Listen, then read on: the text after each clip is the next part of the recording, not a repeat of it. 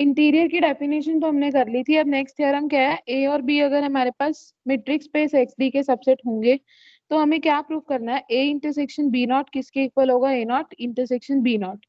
और सेकंड क्या है कि अगर ए नॉट यूनियन बी नॉट होगा तो वो किस में कंटेन्ड होगा, ए यूनियन बी नॉट में। मीन्स अगर इंटरसेक्शन है तो दोनों इक्वल होंगे, यूनियन है तो वहां पे कंटेनमेंट आएगी। ठीक है, क्योंकि यूनियन में वो कभी इक्वल नहीं होते, ये हम एक एग्जांपल से शो भी करेंगे। सबसे पहले देखो एक्स को हमने कहाँ से ले लिया, ए इंटरसेक्शन बी नॉट में से। इसका क्या मतलब होगा कि एक्स जो है जब वो ए इंटरसेक्शन बी नॉट में जा रहा है that means X A intersection B का इंटीरियर पॉइंट है।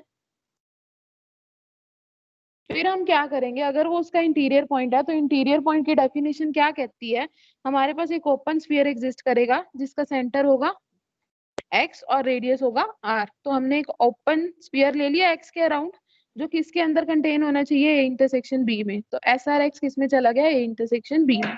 अब देखो इंटरसेक्शन सेट थ्योरी में हमने रिजल्ट पढ़े थे कि A intersection B is always contained in A और A intersection B is always contained in B. तो हम यहाँ पे वही लगाएंगे, S R X A intersection B में था तो ए में भी चला गया और बी में भी। अब देखो यही लिखा है कि वो ए में जा रहा है और बी में जा रहा है। नेक्स्ट देखो अगर वो ए में जा रहा है उसका इंटीरियर पॉइंट बना रहा है that means X belong to A not and X belong to B not, दोनों में जा रहा है दैट मीन्स इंटरसेक्शन में जाएगा। तो आपने एक तरफ से एलिमेंट लिया था जो दूसरे में कंटेन्ड आ रहा है। कन्वर्स में देखो क्या करेंगे, यहाँ का एलिमेंट उठाएंगे और इधर कंटेनमेंट दिखाएंगे। हमने एक्स ले लिया ए नॉट इंटरसेक्शन बी नॉट में से, मतलब एक्स ए नॉट में भी है और एक्स बी नॉट में भी है। अगर तो एक्स ए नॉट में है दैट मीन्स ओपन स्फीयर दो एग्जिस्ट करेंगे हमारे पास, क्योंकि एक ए नॉट के लिए करना चाहिए एक बी नॉट के लिए। एक तो हो गया एस आर वन एक्स, एक हो गया S R two X. Condition क्या है हमारे पास कि एस आर वन एक्स किस में कंटेन्ड होगा, ए में। एस आर टू एक्स किस में कंटेन्ड होगा, बी में। क्यों, क्योंकि ए नॉट एक्स जो है वो ए नॉट के लिए इंटीरियर पॉइंट है, तो एक ए के अराउंड हो गया, एक हमारे पास बी के अराउंड हो गया।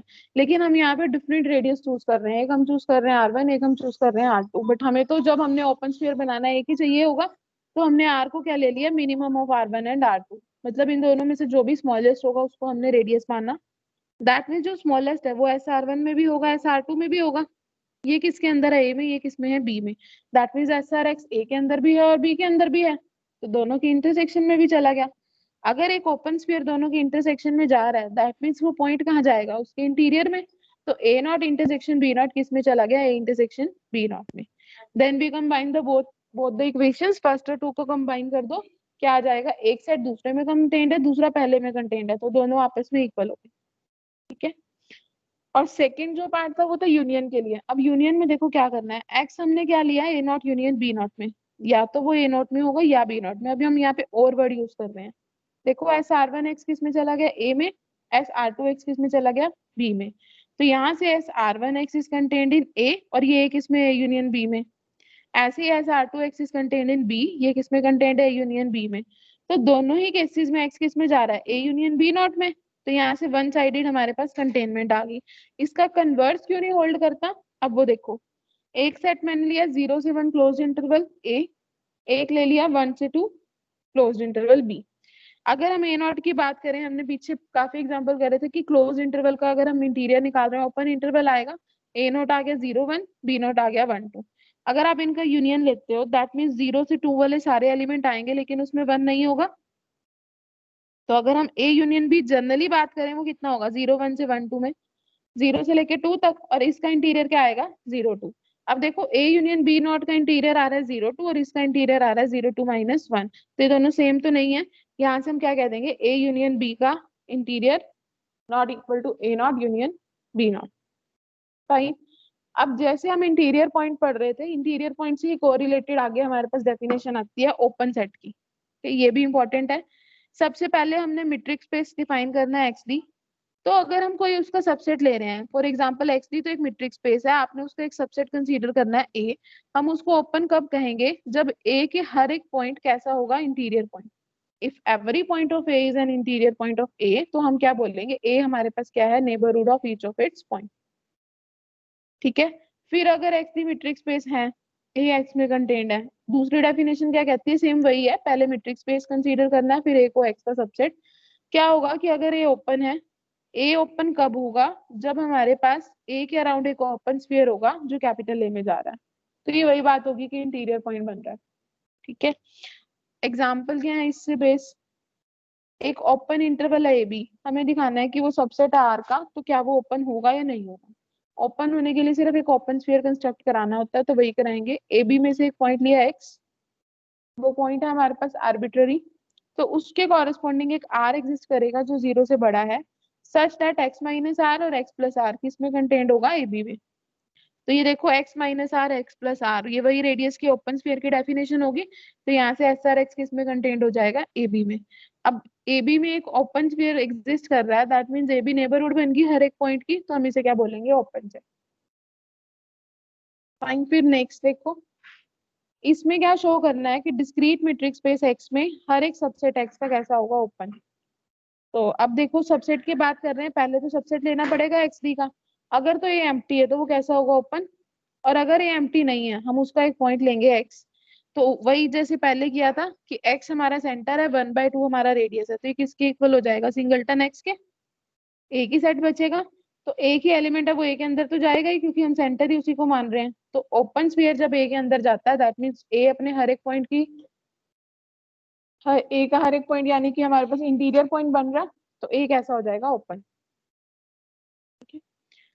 और सिमिलरली नेक्स्ट एग्जांपल, इसमें हमें क्या दिखाना है कि अगर मीट्रिक स्पेस की बात कर रहे हैं तो हर सिंगलटन सेट का कॉम्प्लीमेंट कैसा आएगा? ओपन। पहले हमने सिंगलटन सेट ले लिया एक्स, अब हमें क्या दिखाना है कि इसका कॉम्प्लीमेंट ओपन है। तो अगर तो देखो दो केसेस बना लो, अगर वो फाई है तो वो ओपन होगा ही, क्योंकि empty set is always open.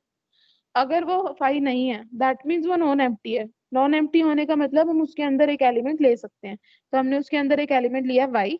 अब ये मैंने क्या लिखा? Clearly X is not equal to Y. क्यों? क्योंकि सिंगलटन एक्स में तो एक ही एलिमेंट होगा एक्स। अगर हम उसका कॉम्प्लीमेंट ले रहे हैं तो उसमें एक्स तो नहीं होगा ना, इसलिए हमने एक्स को not equal to Y suppose किया। किस तरीके से किया कि जो डिस्टेंस होगा एक्स वाई का वो हमने आर मान लिया, आर मीन्स कोई भी पॉजिटिव नंबर।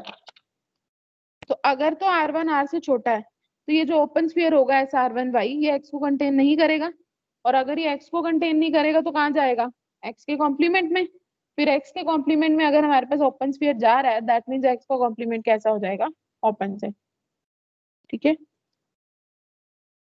उसके बाद है अगली थ्योरम, क्या है कि अगर हम एक्स की बात कर रहे हैं तो दो सेट आपने याद रखना है, फाइव सेट ले लो या एक्स सेट ले लो, वो कैसे आएंगे? ओपन।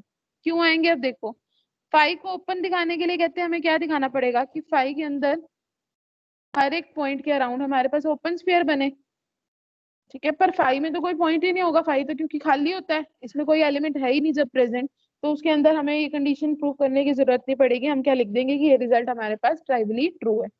क्योंकि अगर उसके अंदर एलिमेंट ही नहीं है तो हमें उसमें स्फीयर बनाने की भी जरूरत नहीं है। और अगर आप बात करते हो एक्स की, तो एक्स दी आपने मीट्रिक स्पेस ले लिया।